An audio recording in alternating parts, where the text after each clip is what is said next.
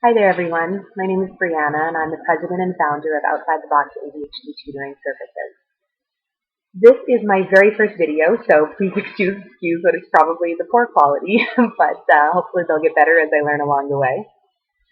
I've decided to do a 90-day vlog challenge because vlogging is something that I've been inconsistent about in my company, and I realize that it's a really great medium to get my vision out there, my expertise out there, and to share what I know to help you, your children, your families, your friends, educators, and whoever else may want to listen in on what I have to say.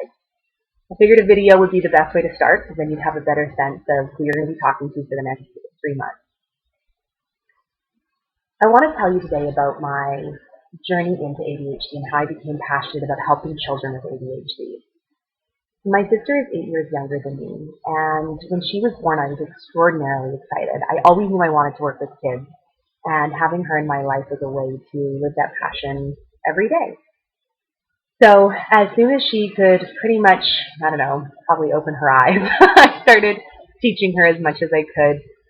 My stepmother and my dad were really great about this as well. We read to her a lot. We showed her flashcards, we showed her pictures, we took her to the library for educational videos, and basically allowed her to download as much of information as was humanly possible for a child.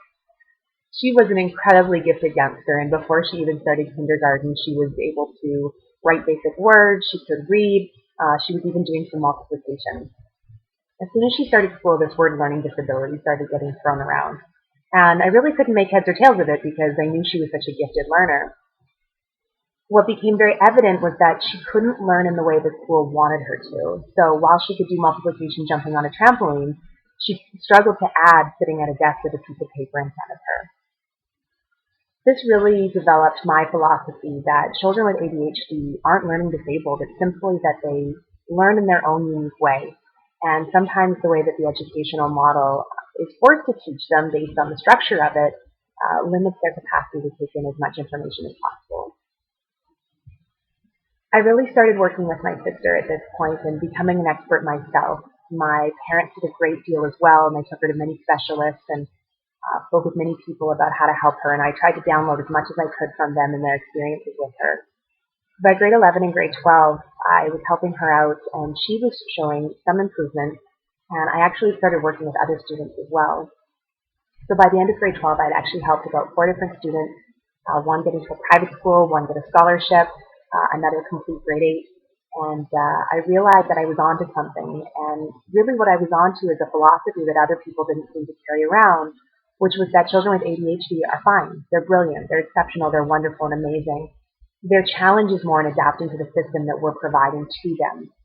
And that really led to the methodology that I began to work with students was to reverse that and try to figure out how do they learn? How do they process? What are they good at?